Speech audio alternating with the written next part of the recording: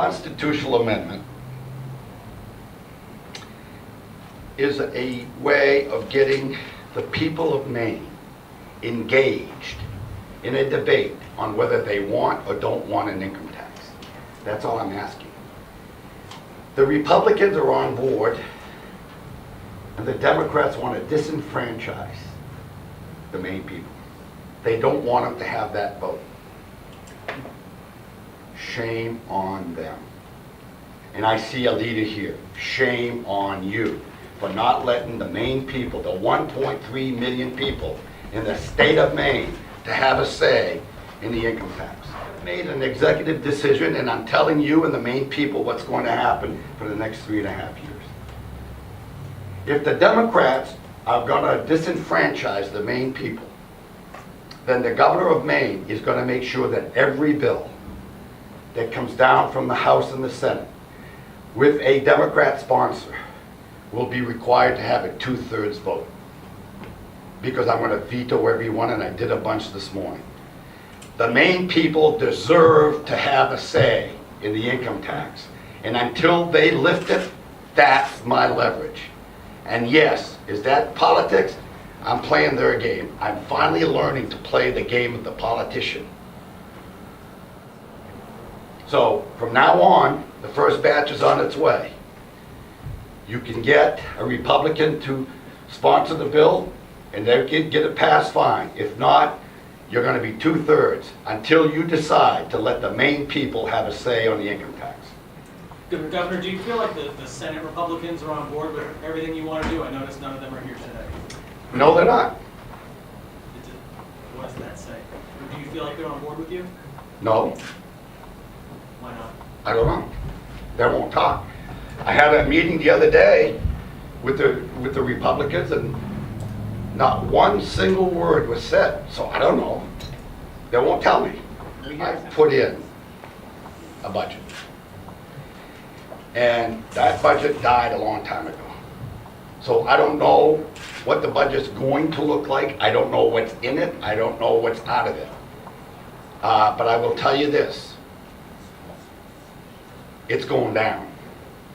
And they need 2/3, and they can override me easily if they choose to. Do you think Senate Republicans will do that? I don't know.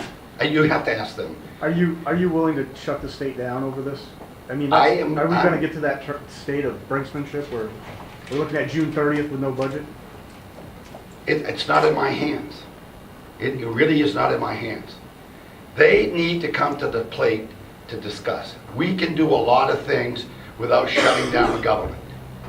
If this government shuts down, it's because the Democrats shut it down.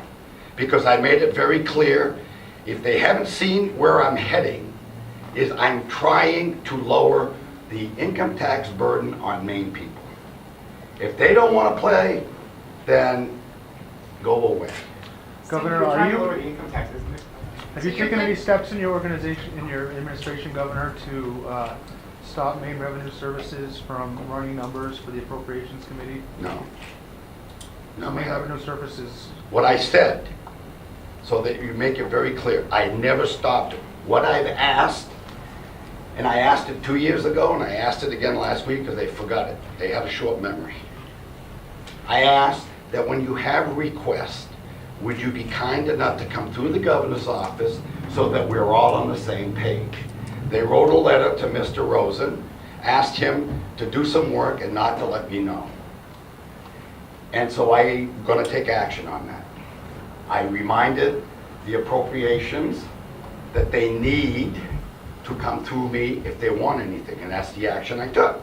If you want information, you're going to have to ask me for it. I'll give it to them.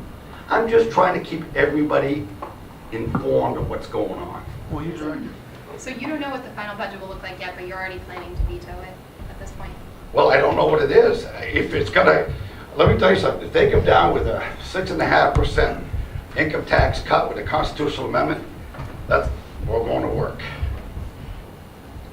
But I've given several options. No, I'm going just by what I heard. Peggy Rotundo, who is chair for the Democratic Party on that committee, said there would be no tax cuts. And I'm saying if there are no tax cuts, it's not going by my desk. then it's gonna have to have a 2/3 vote.